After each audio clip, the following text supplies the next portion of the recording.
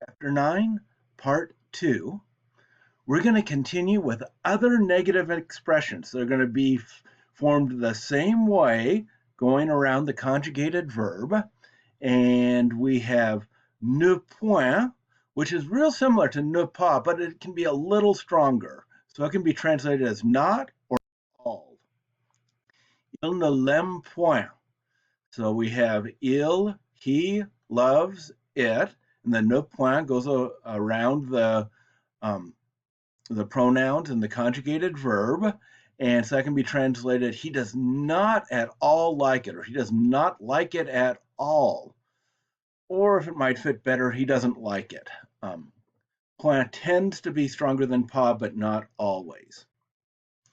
Ne guère means hardly or scarcely or not to. So this is weaker than ne pas. Il ne l'aime guère. That means he hardly likes it, or he doesn't like it too much, or he scarcely likes it. So ne guère is a weaker form. Then we have ne pas du tout, and that means not at all. This one's definitely stronger than ne pas. Il ne l'aime pas du tout. He loves it not at all. So that means he does not at all like it, or he does not like it at all. So that's a strong way of saying something. Ne plus pas du tout.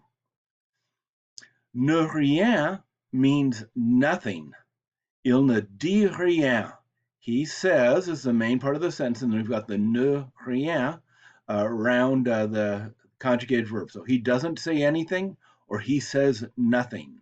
So rien has this nothing aspect to it. Now here's another negative expression.